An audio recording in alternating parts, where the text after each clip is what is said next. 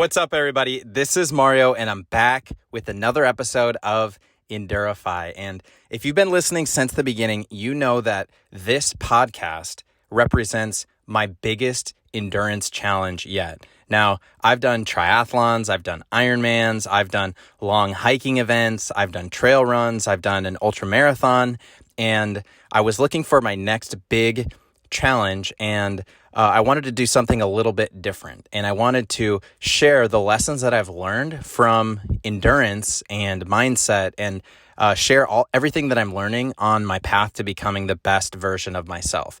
And this podcast represents all of that. And so back in November, I set a goal for myself to publish a podcast episode every single day for a year. So for 365 days in a row.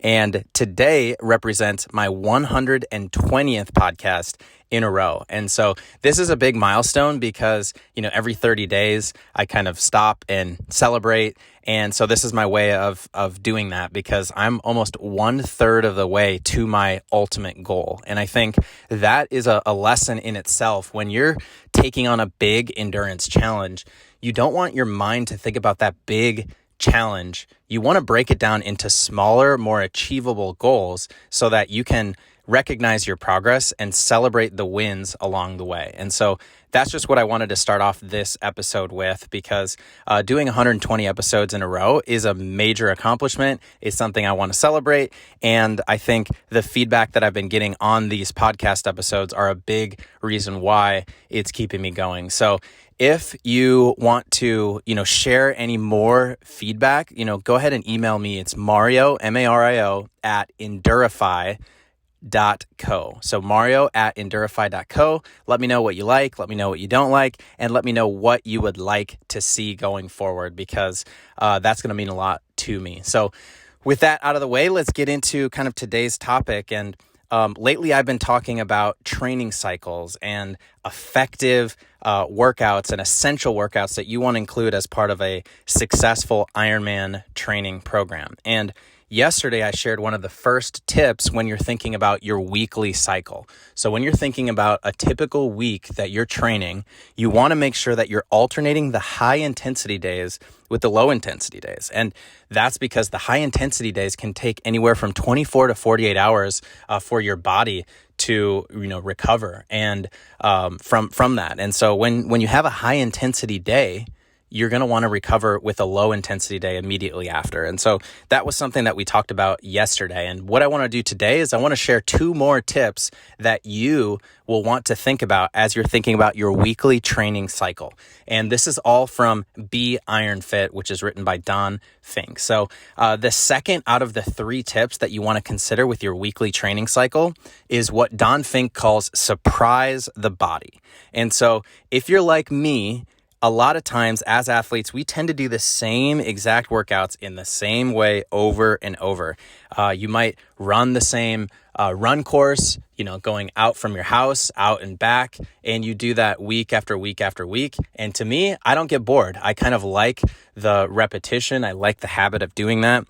And a lot of times I do it at the same pace. But the problem with getting trapped in that routine is that we're no longer kind of stimulating the body to grow in a certain way.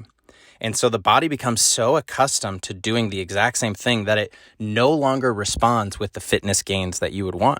So basically the solution to that is to try and surprise the body with slightly different and often increased challenges in training. So you want to introduce small incremental changes in each workout that stimulates that continued growth. So we've talked about this in the past. If you're increasing your training volume from one week to the next, you're going to want that to be, around 10%. You really don't want to increase the percentage from there, because that's where you could increase your chances of injury. So for example, if you're doing a recurring session on Fridays where there's a long run or a high intensity run, you're going to want to adjust the amount of high intensity running that you have from each week to another. So let's see what that looks like. So week 1, if you have a run on Friday, and that's 45 minutes at zone 2, so a lower heart rate, At about 30 minutes, you can just insert 5 minutes of zone 4 of the high intensity running. Okay. So that's what week 1 looks like. Then week 2, it can still be a 45-minute run at zone 2, but at 30 minutes, instead of 5, we're going to insert 7.5 or 8 minutes of running at zone 4. And then again, if we're looking at week 3, it can be your Friday run, but this time we're going to do 60 minutes at zone 2. And at 45 minutes, we're going to insert the 7.5 minute zone 4. So that's just an example of how you can, in the same day, on Fridays, you can have the same event, which is running, but from one week to another, you're alternating either the distance from 45 minutes to 60 minutes or just the amount of high intensity running from 5 to 7.5. So that's just an example of how you can surprise the body by adjusting the duration and also the amount of high intensity exercise. So that's something that you're going to want to keep in mind as you are training. And the best part about that is it's not too mentally taxing because you still have that run on Fridays and that part doesn't change. So that's the first concept that I wanted to share, which is called surprise the body. Now, the second tip that I want to share today, and the kind of the third one overall when you're thinking about your weekly training, is what we call proper single sport spacing. So really the main concept here is that best results are achieved when we spread out across the week our sessions in each sport. So if you're swimming, you're biking, and you're running, you really want to try and avoid having running on back-to-back days or swimming on back-to-back days or biking on back-to-back days as much as you can. And that's, best results are achieved when you spread it across the week. So the general guideline that Don Fink provides in the book is, as a general guideline, you don't want more than 3 days to pass without doing a particular sport. So it helps keep the sport-specific muscles engaged, and it helps make that continued progress possible. And this is actually super important when you're thinking about something that's very technique-based, like swimming, where your form will kind of deteriorate if it's not frequently used or frequently reinforced. So there's a proper single sport spacing. So that's where you don't want all of your sessions to be back to back to back, but you also don't want to go more than 3 days without going from one exercise to another to ensure that proper technique and that proper form.